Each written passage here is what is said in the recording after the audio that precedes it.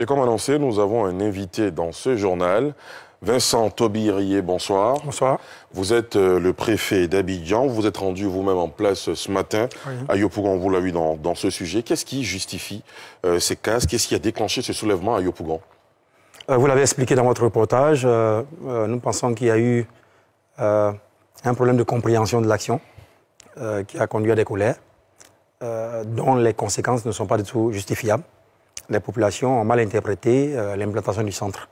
Et nous sommes allés expliquer le bien fondé d'avoir ce centre à ce site-là.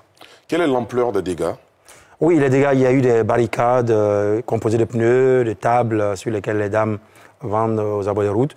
Mais je dois préciser que le site lui-même, le matériel du site n'a pas été endommagé. Il y a eu 3 panneaux qui ont été vandalisés. Mais le site... Et à l'heure où je vous parle, le centre est terminé, la construction est terminée, parce que c'est un impératif de construire. Et ce centre est terminé. Les annexes sont en train d'être construites actuellement. Dans quelques heures, ce sera achevé.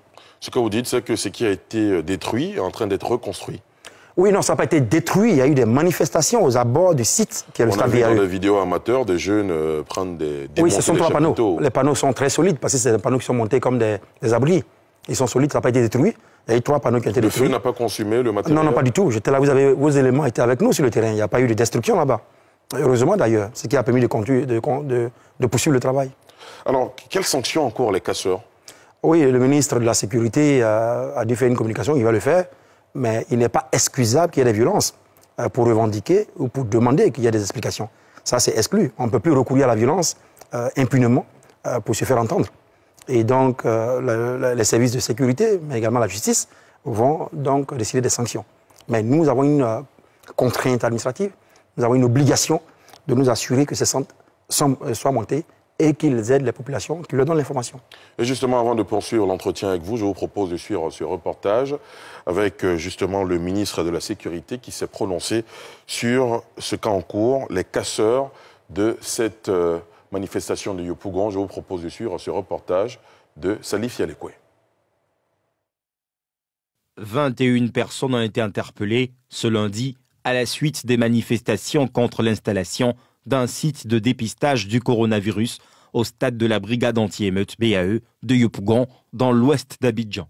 C'est la principale information qu'a livrée le ministre de la Sécurité et de la Protection civile, Vagondo Diomandé, lors d'un traditionnel point de presse à son cabinet, qui a vu la présence de 4 autres de ses collègues, notamment les ministres en charge de la communication, de l'emploi et du tourisme. Ce matin encore, des individus se sont encore levés pour aller manifester, tentant de s'opposer à la construction de ce site.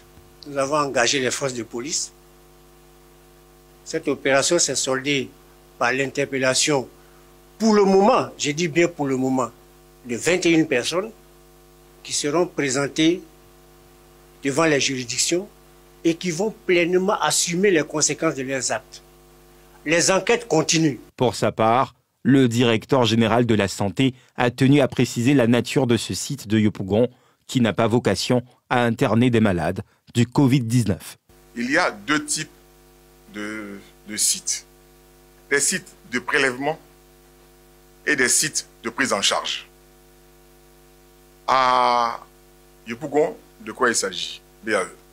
D'un site de prélèvement, un site de dépistage. Il n'a jamais été question de mettre au site BAE des malades.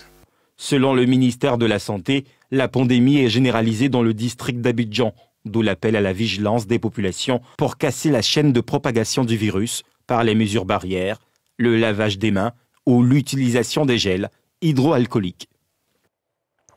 Monsieur le préfet, il y a eu certainement des amalgames parce que les populations de Yopougon pensaient avoir affaire à un site de prise en charge de malades en lieu et place de plutôt un site de dépistage. Oui, c'est ce qui m'a été rapporté et c'est ce que j'ai constaté sur le terrain. Mais le président de la République avait déjà souligné ses activités dans son discours, dans ses 2 interventions, dans le communiqué du CNS et ensuite dans son adresse à la nation. Le Premier ministre est venu en détail. Tous les ministres ont donné la déclinaison des activités qui devaient se mettre, qui devaient avoir cours. Et donc, nous n'avons pas compris la réaction. Et même si, éventuellement, il y avait incompréhension, ce n'est pas par la violence, par la destruction de ce matériel-là qu'on pouvait se faire entendre.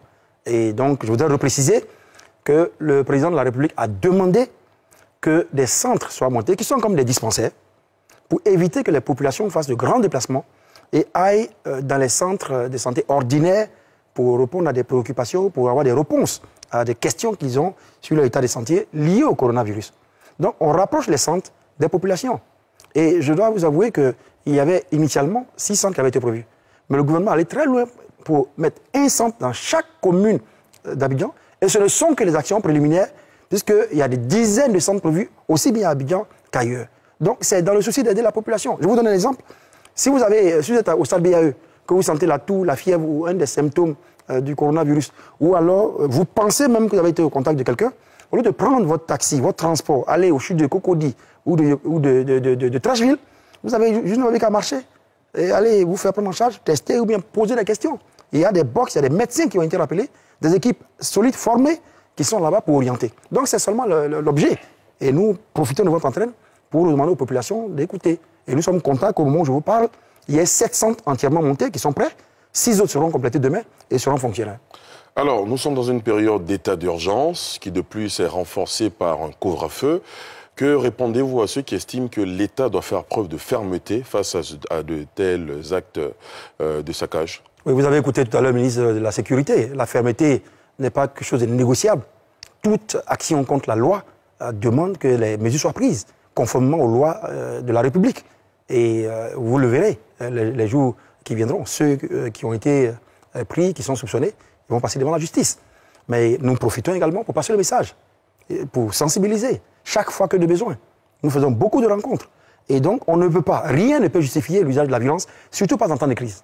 Dernière question, il y a eu également des velléités de soulèvement à Koumassi, au sud d'Abidjan, vous confirmez? Qu'est-ce qui s'est passé à Koumassi? Bon, restons dans les proportions.